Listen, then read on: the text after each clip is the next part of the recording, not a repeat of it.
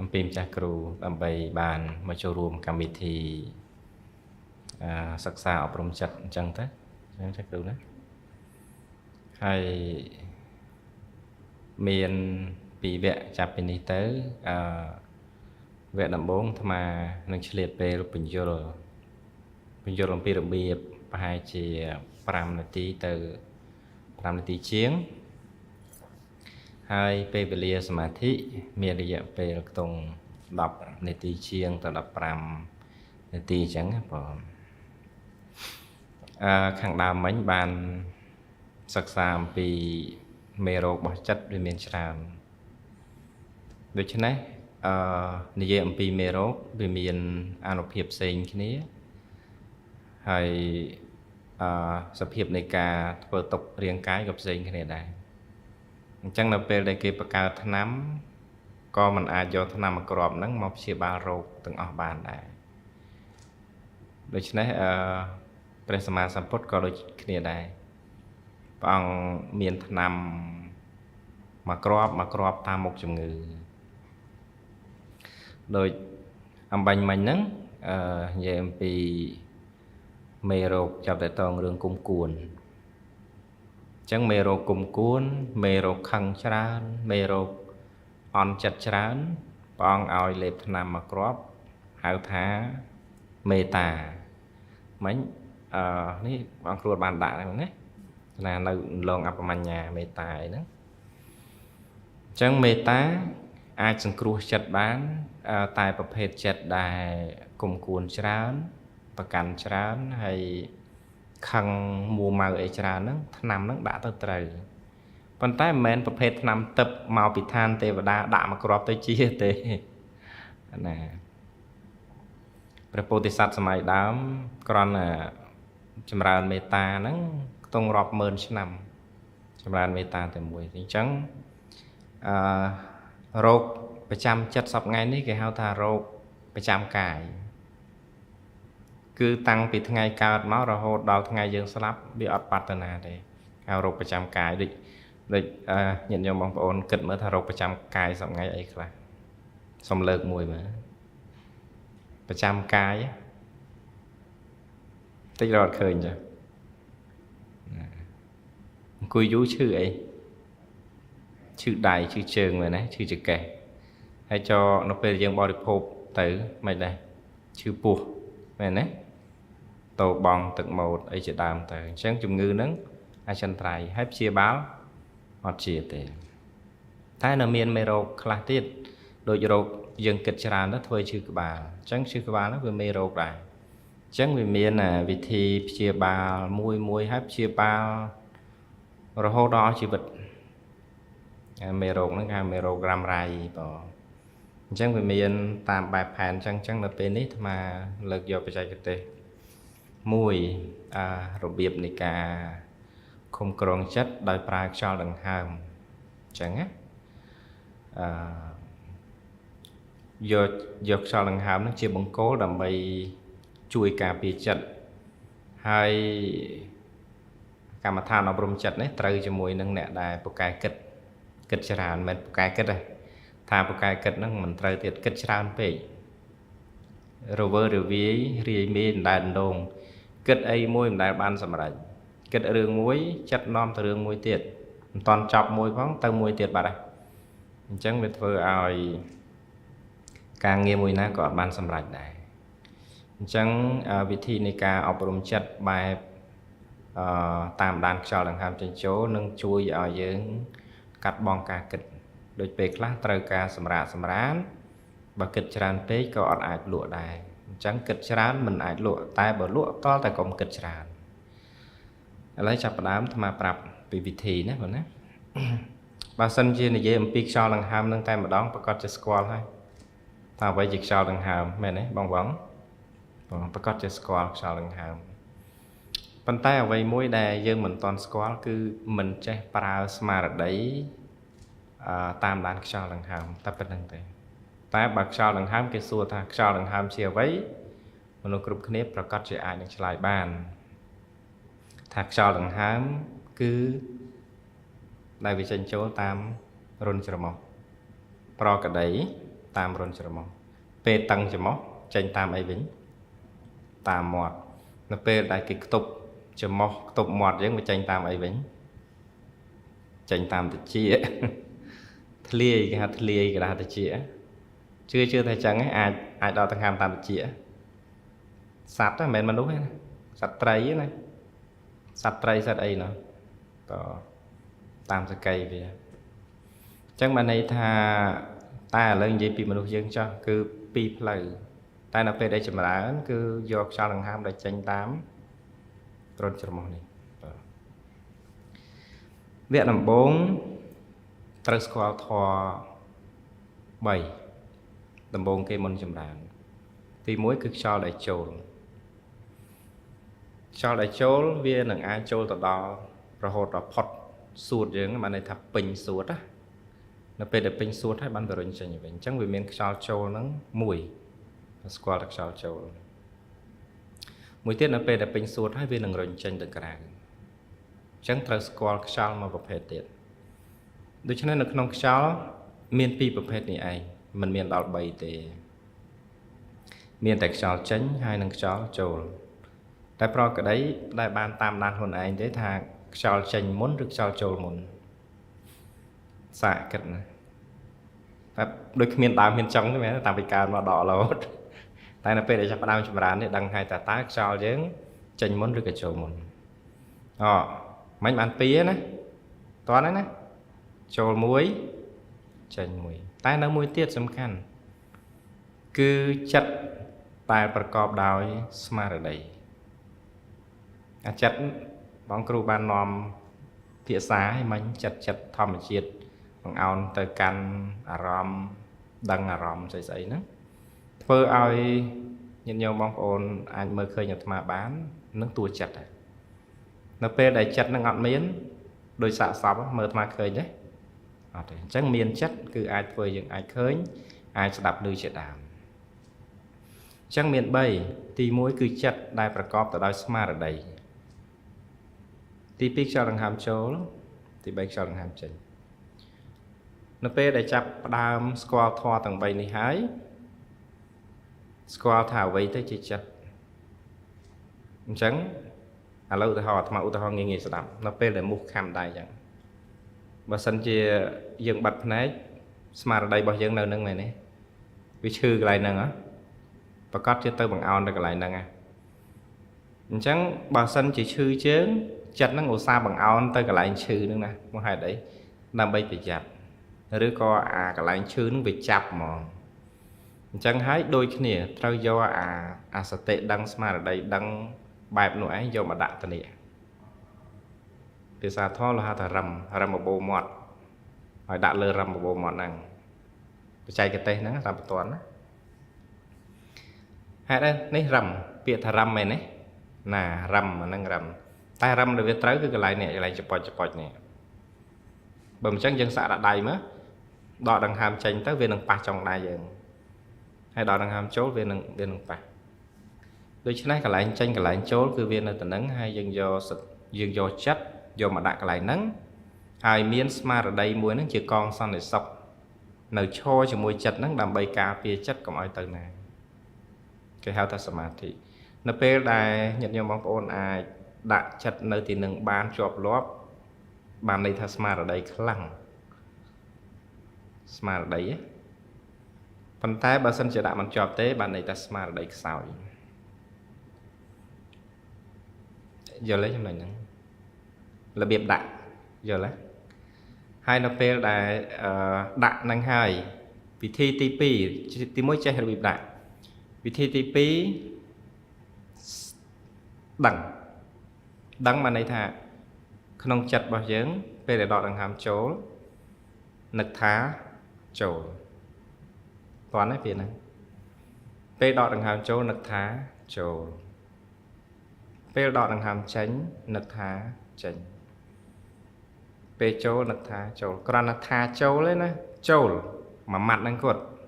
កុំថាចូលតាមអាត្មានេះមាត់អាត្មាទេគ្រាន់ពេលចូលចេញចូលបរិកម្មតាមខ្យល់បែបនេះចូល ចេញអានេះខ្យល់ហើយចូលចេញដកតាមធម្មជាតិមិនប្រឹងទាំងអស់អ្វីដែលប្រឹងគឺប្រឹងទប់ចិត្តនេះឲ្យជាប់ឲ្យចិត្តនៅនឹងដើម្បីដឹងចូលហើយនឹងចេញខ្យល់នោះមានសភាពប្រែប្រួលបែបណាក៏ដោយតាមតែខ្យល់នោះចាស់បើខ្យល់បែបណាក៏ដឹងបែបនោះឯងអត់មានបាច់ទៅបជាខ្យល់នោះទេគ្រាន់តែឲ្យដឹងថាឥឡូវនេះមានខ្យល់ដែលកំពុងតែចូលហើយនឹងមានខ្យល់ដែលកំពុងតែចេញយល់ទេប៉ុណ្ណឹងហើយព្យាយាមកាត់ពាក្យថាព្យាយាមគឺប្រឹងបើវាកាន់តែរាយមេកាន់តែប្រឹងទប់បើវាចេះទៅរត់ទៅក្រៅ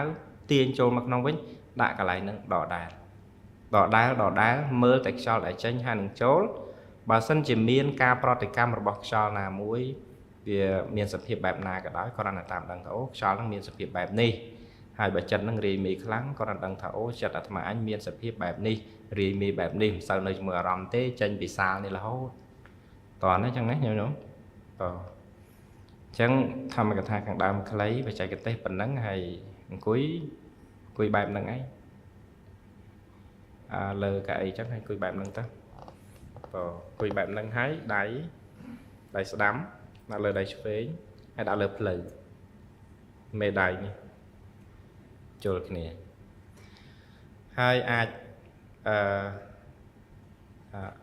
តែបើអត់ហ៊ានដោះក៏មិនអីទេណារឿងម៉ាស់តែបើអាចដោះបានដើម្បីឲ្យទទួលខ្យល់ដឹងតែអញ្ចឹងរកខ្យល់មិនឃើញវាទប់ជាមួយម៉ាស់មិនដឹងថាខាងណាកណៃទេមកវាមិនមកពីនេះទេណាវាមកពីខាងណាខ្យល់នៅមកពីថ្ពាល់ណាបាទអញ្ចឹងចាប់ផ្ដើមប្រហែលជា10-15នាទីប៉ុណ្ណាហើយដល់ពេលដែលអាត្មានិយាយកំពុងសមាធិហ្នឹងគឺអាត្មាកំពុងបណ្ដើរចិត្តអារម្មណ៍អញ្ចឹងមិនបាច់បើកភ្នែកទេអញ្ចឹងនៅពេលដែលចាប់ផ្ដើមដាក់ដៃបែបហ្នឹងហើយសម្រួលជើងអីស្រួលបួលទៅហើយមានមុខសំយងចុះបន្តិចពាក្យថាបន្តិចអាចមើលចុះក្រោមបន្តិចដើម្បីឲ្យកយើងវាត្រង់កុំឲ្យងើយអញ្ចេះកុំឲ្យអោនអញ្ចេះមិនល្មមហើយចាប់ផ្ដើមបិទភ្នែកចាប់ផ្ដើមបិទភ្នែករួចចាប់ផ្ដើមដកដង្ហើមចូលឲ្យវែងអស់ចូលចេញចូលចេញចូលអត់ដង្ហើមមួយសន្ទុះទប់ចិត្តប្រមូលចិត្តដាក់ក្នុងរាងកាយហើយអត់ដង្ហើមដកដង្ហើមធម្មតាដកដង្ហើមចូលហើយអត់ដង្ហើមមួយសន្ទុះទប់ចិត្តឲ្យនៅនឹងកុំឲ្យចិត្តគិតរឿងផ្សេងចាប់ផ្ដើមបលែងខ្យល់ដកធម្មតាឲ្យខ្យល់ចរាចរធម្មតាតាមបែបដង្ហើមធម្មតាហើយយកស្មារតីមកដាក់លើរឹមបបោមាត់ដូចអាត្មាប្រាប់ខាងដើមដង្ហើមចូលនឹកថាចូលដង្ហើមចេញនឹកថាចេញខ្យល់ដង្ហើមចូលនិងខ្យល់ដង្ហើមចេញត្រូវជាអារម្មណ៍របស់ស្មារតីចិត្តដែលប្រកបដោយស្មារតីប៉ុណ្ណាព្យាយាមរក្សាលំនឹងកាយបងហើយរាងកាយបាននៅនឹងថ្កល់ប្រៀបដូចជារូបចម្លាក់ទប់ចិត្តឲ្យនឹងចិត្តក៏មានសមាធិរាងកាយក៏មានសមាធិឲ្យចិត្តនិងកាយស្ងប់ស្ងាត់ទៅជាមួយគ្នាដោយហើយទៅសម្បីតែការកម្រើកចុងដៃចុងជើងគឺរក្សាកុំឲ្យកម្រើកពាក្យថាសមាធិហ្នឹងគឺបែបហ្នឹងនឹងថ្កល់ស្ងៀមត្រឹងអ្វីដែលកម្រើកគឺខ្យល់ដង្ហើមចូលដឹងតែចូលដង្ហើមចេញដឹងតែចេញ ចិត្តដែលប្រកបដោយស្មារតីក៏ដាក់លើរឹមបបោមាត់ដដែលហើយសម្លឹងមើលខ្យល់ទោះមានសភាពបែបណាក៏ដោយបើចិត្តនោះវាចេញទៅកាន់ទីដទៃក៏បីរំលឹកចិត្តថាចិត្តត្រឡប់មកវិញមកចិត្តឯងកំពុងដើរខុសផ្លូវហើយឬក៏គ្រាន់តែដឹងថាចិត្តរបស់អាត្មាអញគេចចេញពីខ្យល់ដង្ហើមចេញចូលហើយណពេលនោះចិត្តហ្នឹងវានឹងត្រឡប់មកវិញដោយឯងតែម្ដងបងពីព្រោះធម្មជាតិដែលដឹងថាចិត្តចេញទៅក្រៅគឺជាតួរបស់ស្មារតីតែម្ដងបើចិត្តរីមេខ្លាំងគ្រាន់តែដឹងថាអូចិត្តអញរីមេខ្លាំងប៉ុណ្ណឹងក៏ជាប្រយោជន៍ដែរណាប៉ុណ្ណឹងក៏ជាប្រយោជន៍ដែរបើសិនជាចិត្តរាថយចិត្តខ្ជិលច្រអូសកើតឡើងក្នុងគណៈសមាធិហ្នឹងអាចទូមានបានថាការងារប៉ុណ្ណេះមិនលំបាកទេ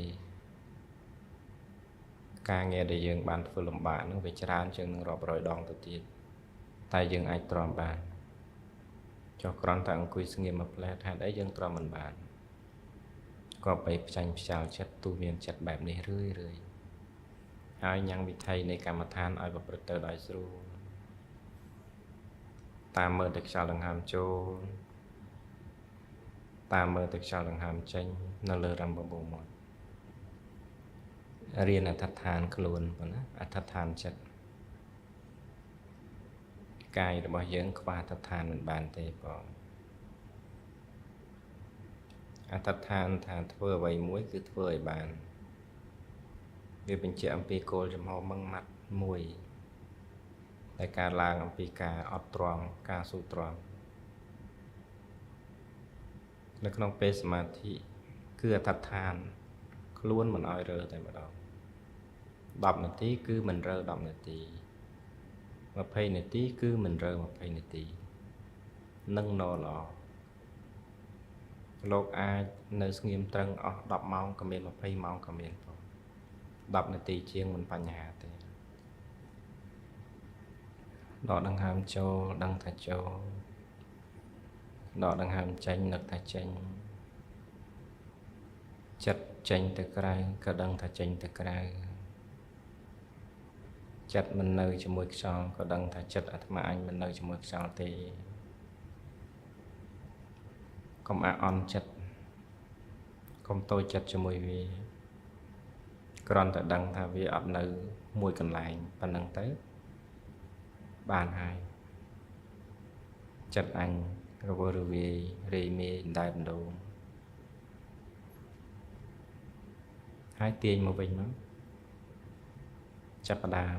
សម្លឹងមើលខ្យល់ដង្ហើមចូលខ្យល់ដង្ហើមចេញទោះចូលហើយនឹងចេញដោយសភាពបែបណាក៏ដោយព្រោះណាកុំខ្វល់គ្រាន់តែដឹងថាវាមានសភាពបែបនេះប៉ុណ្ណោះហើយសូមកុំតន់បើកភ្នែកបន្តទៅ5នាទីទៀតតែបដូរអារម្មណ៍សូមញាតិញោមបងប្អូនផ្ដោតចិត្តស្ដាប់សំឡេងអាត្មាបន្តិចហើយនឹកក្នុងចិត្តថាសូមឲ្យអាត្មាអញបានសុខរួចផុតចាកទុក្ខសូមឲ្យអាត្មាអញបានសុខរួចផុតចាកទុក្ខសូមឲ្យអាត្មាអញបានសុខរួចផុតចាកទុក្ខសូមនឹកបែបនេះរឿយបងជាការផ្សាយមេត្តាផ្សាយសេចក្តីល្អដល់ខ្លួនឯងដើម្បីភាពត្រជាក់ភាពសុខដុមដល់ខ្លួនឯងនឹករឿយកុំឲ្យលឿនពេកហើយកុំឲ្យយឺតពេកសូមឲ្យខ្ញុំបានសុខរួចផុតចាកទុក្ខសូមឲ្យខ្ញុំបានសុខរួចផុតចាកទុក្ខសូមឲ្យខ្ញុំបានសុខរួចផុតចាកទុក្ខចូលនឹកបែបនេះរឿយ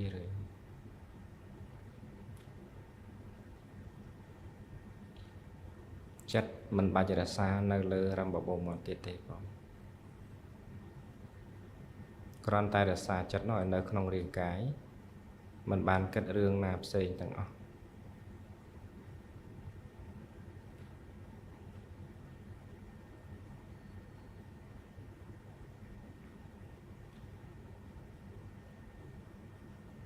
សូមឲ្យខ្ញុំបានសុខ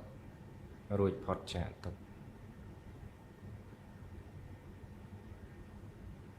បរិកម្មពាក្យនឹងហើយសូមធ្វើចិត្តខាងក្នុងឲ្យតែជាឲ្យស្រណុក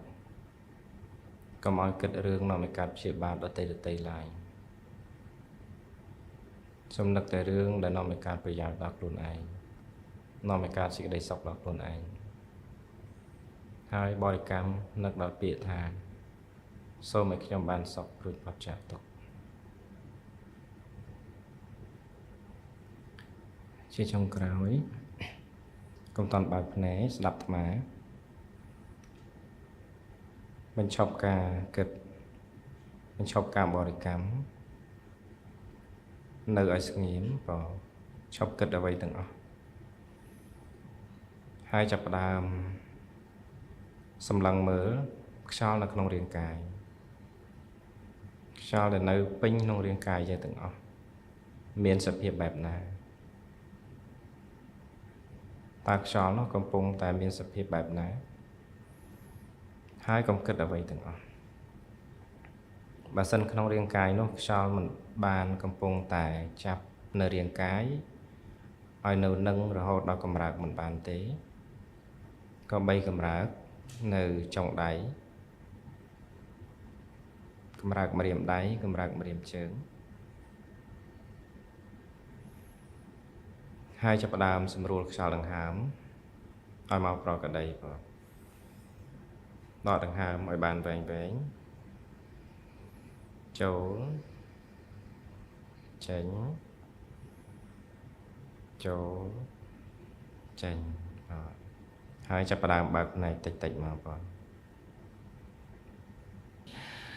តិចទៀតប្រកេនចាស់គ្រូសម្ភារញាតិញោមបងប្អូនគ្រប់រូបថាតើចិត្តមិញហ្នឹងជារបស់យើងឬជារបស់គេចិត្តជារបស់គេហ្នឹងគេយកទៅវិញណាគេចេះតែមកសុំតថ្លៃអើយទៅវិញហើយតែបើចិត្តរបស់យើងវានៅរហូតជាមួយខ្យល់ហ្នឹងកម្មដ្ឋានមិញពីរផ្សេងគ្នាណាចង់ប្រាប់កម្មដ្ឋានទី1នេះព្យាបាលគិតច្រើនរវើរវាយច្រើនហើយឆ្នាំទី2កម្មដ្ឋានទី2ហ្នឹងព្យាបាលរបួសចិត្តគុំគួនចិត្តស្អប់គេណាឆាប់តូចចិត្តឆាប់អន់ចិត្តហ្នឹងកម្មដ្ឋានទី2ហ្នឹងព្យាបាលរោគខុសគ្នាអញ្ចឹងណាអញ្ចឹងមិនមែនជាប់គ្នាដាច់ដライផ្សេងពីគ្នាអញ្ចឹងពេលធ្វើអាចវឹកហាត់នៅតាមទីកន្លែងចំណាយពេលវេលាចាប់ពី10នាទីដល់20នាទីអញ្ចឹងទៅតែចំណាំពេលថាមានពេលណាពេលព្រឹកពេលថ្ងៃពេលល្ងាចត្រូវចាំថាកម្មដ្ឋានមិនមែនតលតែអ្នកបួសឬក៏យាយតាទេកម្មដ្ឋានដែលយើងធ្វើម្ដងបន្តិចបែបនេះគឺជួយសុខភាពផ្លូវចិត្តធ្វើឲ្យជីវិតស្រស់ថ្លាច្រើនមនុស្សយើងរស់នៅជាមួយនឹងសេចក្តីទុក្ខផ្លូវចិត្តច្រើនបងគ្រូលើកខាងដើមមកហើយដូច្នេះវាជាភារៈរបស់យើងច្រើនជាងពេទ្យទៅទៀតពេលខ្លះព្យាយាមធ្វើខ្លួនឯងឲ្យឈឺហើយបានទៅរកពេទ្យអត់ព្យាយាមថែខ្លួនហើយឆាត់ថែមិនបានចាំទៅពេទ្យអត់ដូចយើងជក់បរិយអញ្ចឹងដឹងថាជក់បរិយទៅឈឺតដល់ឈឺទៅរកពេទ្យអញ្ចឹងមិនព្យាយាមផ្ដាច់ឲ្យហើយទៅតដល់ថាឈឺអីផ្សេងទៅចាំទៅរកពេទ្យដូច្នេះកន្លែងចំណុចហ្នឹងឯងអញ្ចឹងផ្លូវចិត្តកុំឲ្យវាទ្រុឌទ្រោមជ្រុលពេលខ្លះផ្លូវចិត្តដែលអត់បានថែវាណាញាតិញោមតាំងពីដឹងក្តីរហូតមកដល់អាយុ50ឆ្នាំក៏មាន40ឆ្នាំក៏មានមិនដែលស្គាល់ពាក្យថាឲ្យចិត្តបានសម្រាកមិនទេមានតែមួយគត់គឺឲ្យចិត្តដេកគឺម៉ោងដេកតែក្រៅពីម៉ោងដេកចិត្តនឹងដើរហើយចិត្តនឹងដើរទៅរកតែដើរជន់មេរោគមុនណាដើរជន់តែមេរោគដល់ពេលអញ្ចឹងបន្ថែមហើយបន្ថែមទៀតបន្ថែមហើយបន្ថែមទៀតសេចក្តីទុក្ខនេះចេះច្រើនក្នុងជីវិតអញ្ចឹងហើយត្រូវចាំថាសមាធិដូចជាអាហារពេលព្រឹក អាហារសម្រន់ដែលក៏បីធ្វើរឿយអង្គុយលើកៅអីបែបហ្នឹងអង្គុយលើសាឡុងដេកមុនពេលសម្រាកហ្នឹងមួយផ្លែតពេលធ្វើការតបប្រមល់ខ្លាំងដាក់ការងារម្លែកដកដង្ហើមនេះគឺចន្ទ្រៃសម្រួលការងារល្អអញ្ចឹងអាត្មាមានតែប៉ុណ្្នឹងទេបន្តទៅក៏គេម្ចាស់គ្រូបន្តកណា